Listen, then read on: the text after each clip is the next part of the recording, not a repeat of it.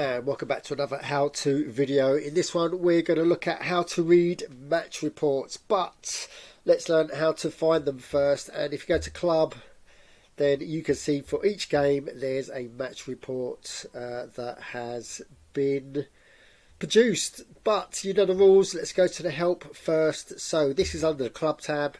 So we go to what's under the club tab. That's the bottom one.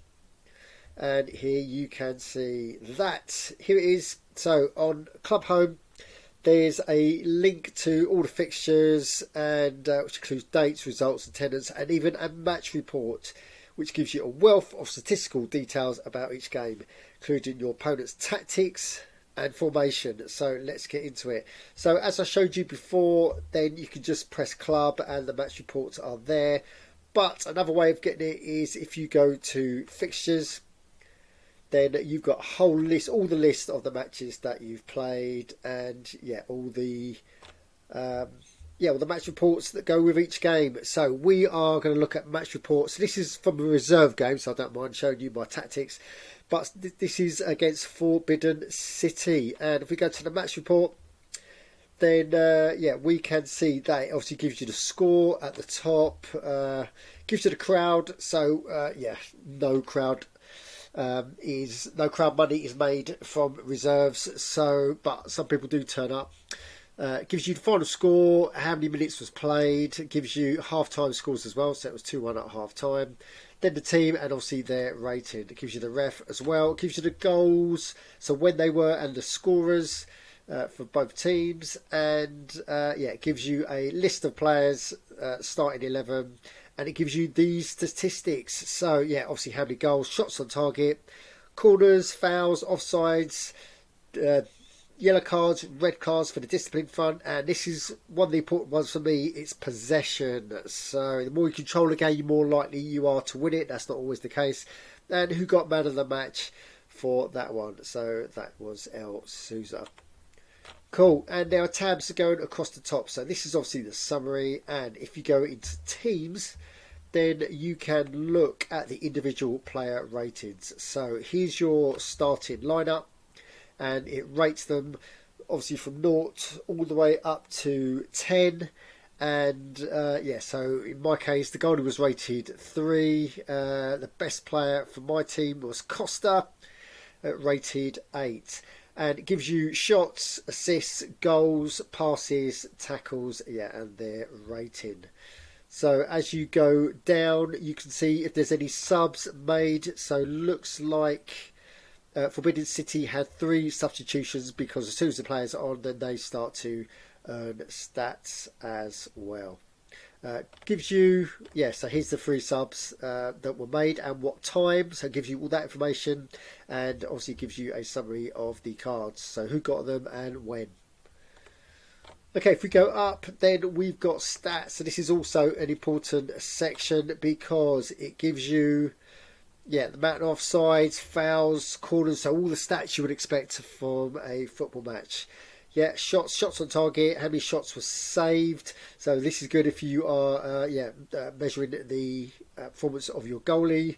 Yellow cards, red cards, goals. This is the amount of passes. So this might gives you the possession football that you were playing. Defensively, how well you did. And then the possession stats are at the bottom. So this would always add up to 100%.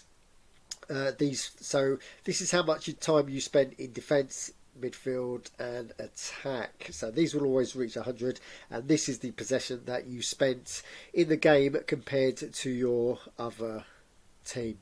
Cool. So you start comparing possession in the fact that Forbidden City had more defensive possession than it did midfield. Conversely, Runnymede Rangers had more midfield possession than it did in defence. So these are the sort of analysis that you can help to figure out how to line up your next team. And here's the all important tactics. So let's get into this.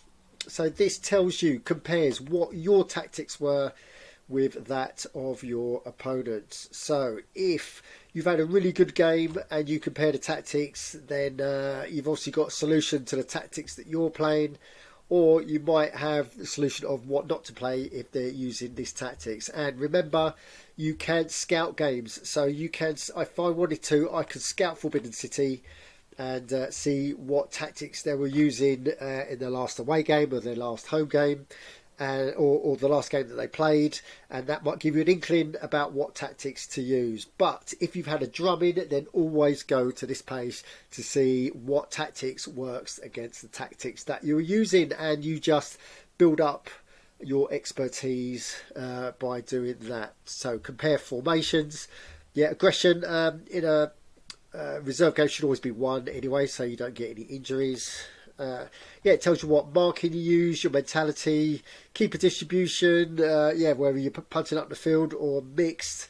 Gives you, whether you were prioritising midfield, or whether you're patient or direct an attack, counter-attack policy, your width, how wide are you playing, long ball all the time, are you playing off sides, blah, blah, blah. So this is always an important page to view, especially if you've had a drumming or a really good result against someone. Okay, right, so remember the scouting tool, because that's really important, because you can use it to scout the big leagues, the big teams, to see what tactics they are using, which might feed into your ideas about how to set your match day tactics. Cool. Okay, right, so that is everything I want to do on match reports. So guys, if you've got any questions or comments about match reports, then you know what to do. Put them in the comments, and like and subscribe for more how-to videos. Thanks for watching.